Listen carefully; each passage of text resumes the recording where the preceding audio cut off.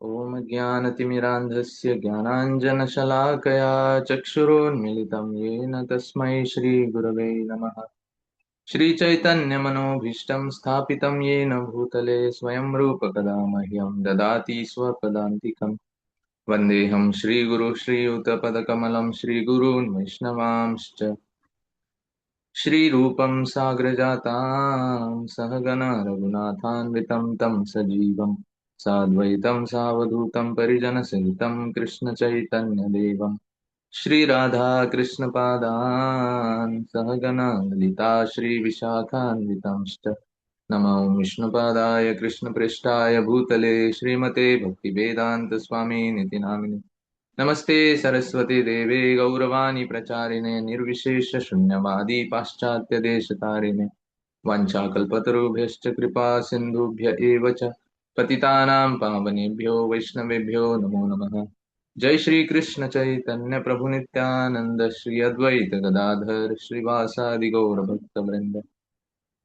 हरे कृष्णा कृष्ण कृष्ण हरे हरे हरे राम राम राम हरे हरे।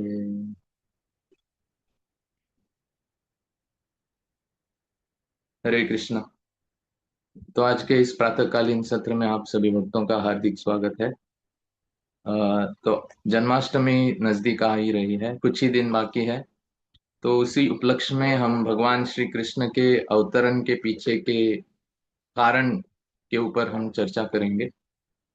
तो श्रीमद् भागवत के प्रथम स्कंद के प्रथम अध्याय में शौनक आदि ऋषिगण सूत गोस्वामी से 6 प्रश्न पूछते हैं, और उनमें से तीसरा प्रश्न जो है उसमें वो पूछते हैं कि सूत जानासि भद्रम ते भगवान सात्वताम पति देवक्याम वसुदेवस्य जातो यस्य चिकीर्षया। तो वो कहते हैं कि हे सूत गोस्वामी, भद्रम ते यानी आपका मंगल हो, आपका कल्याण हो। सूत जानासी भद्रम ते भगवान सात्वताम पति, जानासी यानी आप जानते हैं कि हे सूत गोस्वामी आपका सर्व प्रकार से मंगल हो, और आप जानते हैं कि देवक्याम वसुदेवस्य जातो यस्य चिकीर्षया, कि भगवान जो सात्वतों के पति है, सात्वत का अर्थ है भक्त। तो भगवान के पालन करता, भगवान के पोषण करता, भक्तों के पालन करता और भक्तों के पोषण करता भगवान किस उद्देश्य से देवकी और वसुदेव के पुत्र बने, इस बारे में हमें आप बताइए। तो देवक्याम वसुदेवस्य जातो यानी जन्म लेना, यस्य चिकीर्षया, चिकीर्षया यानी कुछ हासिल करने की लालसा, चिकीर्षा यानी लालसा। तो किस लालसा से, किस उद्देश्य से भगवान देवकी और वसुदेव के पुत्र बने, इस बारे में आप हमें बताइए। तो ये तीसरा प्रश्न आता है भागवतम में प्रथम अध्याय में, जो शौनकादि ऋषिगण सूत गोस्वामी से पूछते हैं। तो अह, सूत गोस्वामी इसका उत्तर पूरे भागवतम में देते हैं, और खास करके दशम स्कंद में इस उत्तर की बहुत ही चर्चा की गई है। और साथ ही साथ श्री चैतन्य चरितामृत में भी इस प्रश्न का उत्तर श्रील कृष्णदास कविराज गोस्वामी बड़े बड़े ही रचनात्मक ढंग से देते हैं कि क्यों भगवान धरती पर अवतरित होते हैं। तो उत्तर जानने से पहले प्रश्न जानना बहुत जरूरी है, क्योंकि भगवान के अवतरण के पीछे का कारण सर्वविदित है। भगवत गीता में भगवान कहते हैं यदा यदा ही धर्मस्य, जब भी धर्म की ग्लानि होती है, अधर्म का बोलबाला होने लगता है, तब मैं आता हूँ।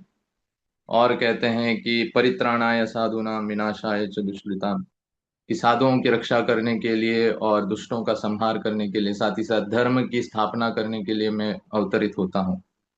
तो एक दृष्टि से देखा जाए तो भगवान का कोई भी अवतार ये सब कार्य कर सकता है। भगवान के अनेक अवतार हैं, और कोई भी अवतार भगवान का सक्षम है कि धर्म की स्थापना करे, दुष्टों का विनाश करे, साधुओं की रक्षा करे, धर्म की ग्लानि हो तो धर्म की स्थापना करे, ये कोई भी अवतार कर सकता है। लेकिन शौनकादि ऋषि खास करके प्रश्न पूछ रहे हैं कि कृष्ण क्यों अवतरित होते हैं, क्योंकि कृष्ण अवतार नहीं है, कृष्ण अवतारी है। बाकी सभी जो अवतार हैं वो भगवान श्री कृष्ण से आते हैं, और कृष्ण मूल है सभी अवतारों के। जैसे व्यासदेव जी बताते हैं एते चांश कला पुंस कृष्णस्तु भगवान स्वयं, तो भगवान कृष्ण स्वयं भगवान है, और सभी अवतार, बाकी सभी अवतार उनसे ही आते हैं। तो भगवान के इतने अवतार होने के बावजूद, जो हर तरफ से सक्षम है धर्म की स्थापना करने के लिए, दुष्टों का संहार करने के लिए और साधुओं की रक्षा करने के लिए, तो इतने सारे अवतार होने के बावजूद भी भगवान कृष्ण स्वयं क्यों धरती पे आते हैं? अगर धर्म की स्थापना ही करनी होती तो उनका कोई भी अवतार कर सकता था। तो शौनकादि ऋषि पूछते हैं कि किस उद्देश्य से, किस चिकीर्षा से भगवान, स्वयं भगवान कृष्ण जो सभी अवतारों के मूल है, वो किस लिए अवतारित होते हैं? तो प्रश्न ये है। तो इस प्रश्न का उत्तर तो भागवतम में दिया ही है, और आज हम चैतन्य चरितामृत से इस प्रश्न का उत्तर जानने के प्रयास करेंगे।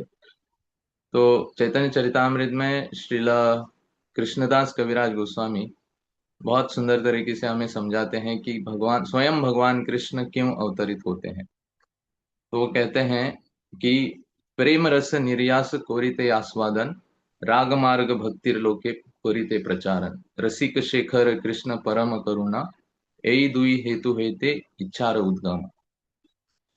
तो इस श्लोकों में कृष्णदास कविराज गोस्वामी हमें समझाते हैं कि भगवान के अनेक गुणों में उनके दो गुण प्रमुख हैं। पहला गुण है उनका रसिक शेखरत्व, और दूसरा गुण है उनकी कृपालुता।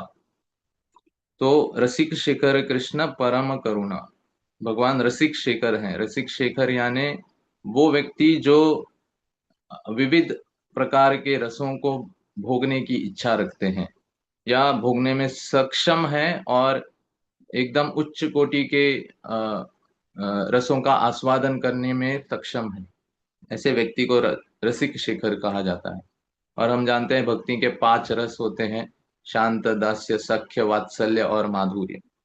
तो चूंकि भगवान इन 5 रसों में भक्तों से आदान प्रदान करते हैं, तो उन इसके लिए उन्हें रसिक शेखर कहा जाता है।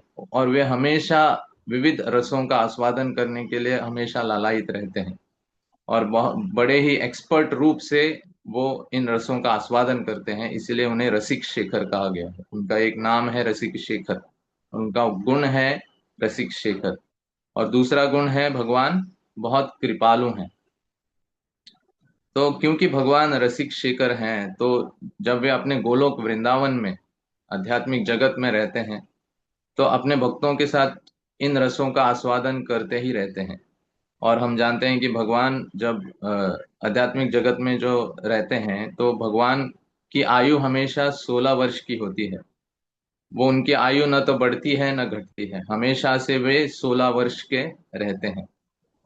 और जब वे धरती पे आते हैं तब वे जन्म आदि लीला करते हैं, कि जन्म लेना, फिर 1 साल 2 साल बड़ा होना, छोटे छोटे से बड़ा होना, तो ये सब लीलाएं धरती पे होती है। ये लीलाएं आध्यात्मिक जगत में नहीं होती, क्योंकि वे नित्य रूप से 16 साल के वहां पे नवयौवन अवस्था में रहते हैं। तो जब भगवान की इच्छा हुई कि मैं इन सभी रसों का आस्वादन करूं, तब वे भगवान धरती पे अवतरित होते हैं। क्योंकि आध्यात्मिक जगत में रहते हुए उनकी इस लालसा की पूर्ति नहीं हो पाई। उनको वात्सल्य रस का पूरा पूरा आनंद लेना था, लेकिन वात्सल्य रस का पूरा पूरा आनंद वे आध्यात्मिक जगत में नहीं ले, क्योंकि वात्सल्य रूप का जो सार है, वात्सल्य रूप के आनंद का जो सार है, वो भोगा जाता है बाल्य अवस्था में। जैसे हम देखते हैं कि इस भौतिक जगत में भी जब कोई बच्चा जन्म लेता है किसी माता की गर्भ से, तो 5 साल की आयु तक वो पूरी तरह से माता के नियंत्रण में ही रहता है। माता उसे नहलाती है, माता उसे स्तनपान कराती है, और हर तरफ से उसका ख्याल रखती है। और बच्चे का वो पहली बार खड़ा होना, पहली बार रेंगना, पहली बार उठ के बैठ जाना, पहली बार चलना, ये सब माता जब देखती है तो माता का हृदय प्रेम से पूरा पूरा भर आ जाता है। और इस प्रेम पूर्वक हृदय से माता जब बच्चे का लालन पालन करती है, तो बच्चे को और भय सुख प्राप्त होता है। तो ये सब सुख भगवान आध्यात्मिक जगत में नहीं ले पाए, क्योंकि वो नित्य रूप से 16 वर्ष की आयु में रहते हैं आध्यात्मिक जगत। तो इसीलिए भगवान जब जन्म लेते हैं इस धरती पे, तो यशोदा की यशोदा के गर्भ से जन्म लेते हैं, देवकी के गर्भ से जन्म लेते हैं। और जब वृंदावन में यशोदा माई, जब भगवान बहुत छोटे हैं, तो भगवान तोतली बोली में बोलते हैं। तो वो सुन के यशोदा मैया को बहुत आनंद होता है, और वो आनंद फिर वो भगवान को भी प्रदान करती है, भगवान का लालन पालन करती है, और उससे भगवान को और भी ज्यादा आनंद होता है। तो ये वात्सल्य का जो सार है, प्रेम रस निर्यास, निर्यास यानी सार, वात्सल्य रस का सार जो है भगवान आध्यात्मिक जगत में नहीं भूल पाए, और इसीलिए वे जन्म लेते हैं भौतिक जगत में, जन्म की लीला करते हैं। तो माता के गर्भ से जन्म लेने के पश्चात फिर यशोदा माई जब भगवान को देखती हैं कि पहले बार मेरा कान्हा उठ के बैठ रहा है, पहली बार मेरा कान्हा खड़ा हो पा रहा है, उनकी वो तोतली बोली और उनका वो बेढंगा प्रश्न पूछना, ये सब जब लीलाएं भगवान करते हैं यशोदा मैया के साथ, तो उस समय भगवान पूरी तरह से यशोदा मैया के नियंत्रण में थे। जैसे बच्चा बड़ा होता है तो फिर वो थोड़ा इंडिपेंडेंट होने लगता है कि मैं स्वयं नहाऊंगा, मैं स्वयं खाऊंगा, मैं स्वयं कपड़े पहनूंगा। तो वात्सल्य का भाव तो रहता है, लेकिन उसका जो इंटेंसिटी है वो कम होने लगती है। तो वात्सल्य भाव का जो पीक है वो होता है जब बच्चा बाल्यावस्था में होता है, 1 से 5 साल की आयु में। जो रस, वात्सल्य का रस, वो भगवान आध्यात्मिक जगत में नहीं हो पाए।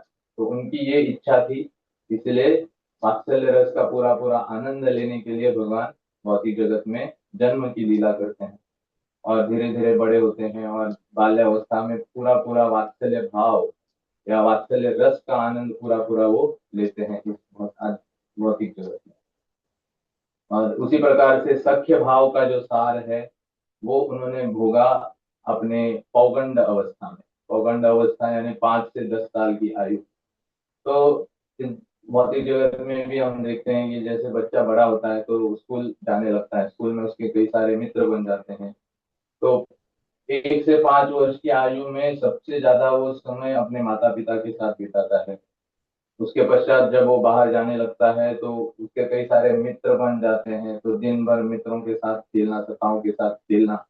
तो सबसे ज्यादा समय वो अपने मित्रों से या सखाओं से के साथ स्पेंड करने लगता है। तो इसी प्रकार से भगवान जब पौगंड अवस्था में पहुंचे, 5 से 10 साल की आयु में पहुंचे, तब उन्होंने सख्य रस का पूरा पूरा आनंद लूटा। कृष्णा कविराज गोस्वामी कहते हैं कि सखा शुद्ध सत्य करे कंधे आरोहण, तुम्ही कौन बड़ो लोग तुम्ही आप। तो इस प्रकार से वो सख्य रस का अनुमोदन करते हैं, सख्य रस का ग्लोरिफिकेशन करते हैं कि पौगंड अवस्था में भगवान ने इस सख्य को भोगा, जो आनंद उन्हें आध्यात्मिक जगत में नहीं मिलता, क्योंकि वो नित्य रूप से 16 साल के हैं।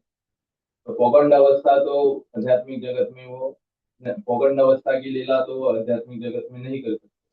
तो इसीलिए भौतिक जगत में आते हैं, और पौगंड अवस्था में अपने सखाओं के साथ, अपने मित्रों के साथ बहुत ही पूरा समय उनके साथ बिता के उनके साथ इस सख्य रस का आनंद पूरा पूरा वो लूट लेते हैं। और उसके पश्चात फिर जब कौमार अवस्था आती है, तब उन्होंने माधुर्य रस का पूरा पूरा आनंद इस भौतिक जगत में लूटा। तब कौमार अवस्था में जो 10 से 15 साल की आयु है, तो माधुर्य रस का वो आस्वादन इस भौतिक जगत में करते हैं। माधुर्य रस का आस्वादन वो आध्यात्मिक जगत में भी करते हैं, लेकिन जो भाव है वो आध्यात्मिक जगत में स्वकीय भाव है, कि भगवान और गोपियां जानती हैं कि हम भगवान के लिए ही बने हैं, कृष्ण के ही हम दास हैं, और कृष्ण की हम प्रेमिकाएं हैं। लेकिन जब भौतिक जगत में वो अवतरित लेते हैं तो वो स्वकीय रस नहीं रहता, वो परकीय रस हो जाता है, क्योंकि गोपियां समझती हैं, क्योंकि इस जगत की रीति है कि अन्य विवाहित स्त्री की तरफ देखना, ये भौतिक जगत में ये बहुत घृणास्पद माना जाता है। तो इसके लिए भौतिक जगत में जब वे अवतार लेते हैं तो वो परकीय रस बन जाता है, और परकीय रस स्वकीय रस से भी ऊंचा है आध्यात्मिक दृष्टि से। ये कोई भौतिक चीज नहीं है। तो परकीय रस का आस्वादन उन्होंने भौतिक जगत में किया। माधुर्य रस का जो सार है परकीय रस, तो इसका आस्वादन उन्होंने भौतिक जगत में किया। तो रसों, इन इन तीन प्रकार के रस जो वृंदावन में सबसे प्रमुख हैं। शांत और दास्य रस उतने प्रमुख नहीं है वृंदावन में, गोलोक वृंदावन में। सख्य, माधुर्य और वात्सल्य रस प्रमुख है। तो इन प्रमुख रसों का आस्वादन, उनके सार का आस्वादन उन्होंने भौतिक जन्म लेकर के किया। तो उनकी इच्छा थी कि मैं पूरा पूरा आनंद उठाऊं, तो वात्सल्य रस का आनंद उन्होंने उठाया 1 से 5 साल की आयु में। 5 से 10 साल की आयु में उन्होंने सख्य रस का पूरा पूरा आनंद उठाया, और उसके पश्चात फिर माधुर्य रस का उन्होंने पूरा पूरा आस्वादन लिया परकीय भाव में, जो कि गोलोक वृंदावन में आध्यात्मिक जगत में परकीय भाव। तो इस प्रकार से पहला कारण वो बताते हैं कि प्रेम रस निर्यात, यानी भक्ति के रसों का जो सार है, सत्य, वात्सल्य और माधुर्य, इन रसों का सार भोगने के लिए भगवान कृष्ण अवतरित होते हैं। और दूसरा वो बताते हैं कि रसिक शिखर कृष्ण परम करुणा, कि भगवान परम कृपालु है। भगवान से ज्यादा कृपालु और कोई इस जगत में नहीं पाया गया है। इसलिए वे सभी का पोषण करते हैं, सभी के इच्छाओं की पूर्ति करने में सक्षम है। कृपा दिखाना एक बात है और कृपा करना दूसरी बात है। कोई किसी को देख करके अपने हृदय में कृपा को प्रकट तो कर सकता है, लेकिन उसे उस दुख से निकालने की शक्ति शायद उसमें न हो। तो लेकिन भगवान दोनों तरफ से सक्षम है। भगवान कृपा तो अपने हृदय में प्रकट करते ही हैं और सभी प्रकार से उस जीव का मंगल भी करते हैं। तो इसलिए भगवान से ज्यादा कृपालु और कोई व्यक्ति इस जगत में नहीं है। और इस कृपावश कृष्णदास कविराज गोस्वामी बताते हैं कि राग मार्ग भक्ति लोके करिते प्रचार। तो दूसरा कारण वे बताते हैं क्यों आए भगवान, राग मार्ग भक्ति का प्रचार करने के लिए। कि वृंदावन के परिकरों की जो भक्ति है, ये भक्ति एकदम बहुत ही गाढ़ भक्ति है। और इस भक्ति के कारण उन्हें, उनका ये कंसेप्ट नहीं है कि भगवान कृष्ण कोई भगवान है। तो दो प्रकार के भाव से भक्ति की जा सकती है, एक है ऐश्वर्य का भाव और दूसरा है माधुर्य का भाव। तो ऐश्वर्य के भाव में जो भक्ति की जाती है, उसमें भक्त सोचने लगता है कि जो भगवान है वे मेरे पालन करता है और सभी प्रकार से मंगल करने में भगवान सक्षम है, और जो मुझे जो कुछ भी मिलेगा वो मेरे भगवान से ही मिलेगा। तो हमेशा हाथ जोड़ कर भगवान के सामने नमस्ते हैं, उनकी आरती करते हैं, पूजा करते हैं। इस प्रकार से भगवान को अपना स्वामी और स्वयं को उनका दास इस रूप से भक्ति करते हैं। तो ये ऐश्वर्य का भाव है, जिसमें भगवान की भगवत्ता छिपी नहीं रहती। लेकिन इससे भी ऊंचा एक भाव है, जिस भाव में ब्रजवासी गण कृष्ण की पूजा, कृष्ण की भक्ति करते हैं। तो ये भाव है माधुर्य का भाव। माधुर्य यानी sweetness। तो भक्ति उनकी इतनी गाढ़ है कि वे भूल जाते हैं कि कृष्ण भगवान है। तो कृष्ण को अपना बेटा समझते हैं, अपना पुत्र समझते हैं, अपना सखा समझते हैं, अपना प्रेमी समझते हैं। और इस भाव से वो भगवान की पूजा करते हैं या भगवान की भक्ति करते हैं। और हमारे आचार्य बताते हैं कि ये सबसे ऊंचा भाव है। और भगवान भी इस भाव से आदान प्रदान करने के लिए हमेशा लालायित रहते हैं। भगवान सोचते हैं, भगवान कहते हैं चैतन्य चरितामृत में कि ऐश्वर्य भाव से की हुई भक्ति मेरे इस मुझे अट्रैक्ट नहीं कर पाती। भगवान के बाकी अवतार लोगों की जो पूजा हुई होती है, जैसे भगवान श्री राम हो या नरसिंह हो या वराह हो, इन सभी अवतारों की पूजा ऐश्वर्य भाव में की जाती है। लेकिन ऐसा ऐश्वर्य भाव भगवान कृष्ण के हृदय को आकर्षित नहीं करता। भगवान कृष्ण के हृदय को वो भाव आकर्षित करता है जो ब्रजवासियों के हृदय में है, कि कृष्ण हमारा बेटा है, कृष्ण हमारा प्रेमी है, कृष्ण हमारा सखा है। इस भाव से भगवान बहुत संतुष्ट होते हैं। क्योंकि हर समय अगर सब व्यक्ति जाएं और भगवान से मांगे कि हे स्वामी, हे प्रभु, हमें आप ये दीजिए, ये दीजिए, तो इससे भगवान भी सोचने लगते हैं कि क्या हर समय भक्त आके मुझसे मांग रहे हो।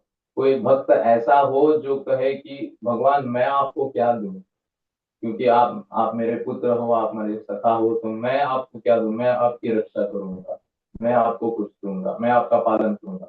तो ये भाव जो है ये ब्रजवासियों का भाव है, और इस भाव से भगवान कृष्ण काफी आकर्षित होते हैं, और ये सबसे ऊंचा भाव है। तो माधुर्य भाव का प्रदर्शन करने के लिए अपने परिकरों के साथ, इसलिए वो भौतिक जगत में अवतरित होते हैं। तो इसीलिए कहते हैं राग मार्ग भक्ति लोके करिते प्रचारन। तो इन दो कारणों के लिए भगवान भौतिक जगत में अवतरित हुए। ऑफ कोर्स ये दोनों कारण आंतरिक कारण है, और बाह्य कारण है धर्म की रक्षा करना, अ, दुष्टों का संहार करना, साधुओं की रक्षा करना, ये बाह्य कारण है।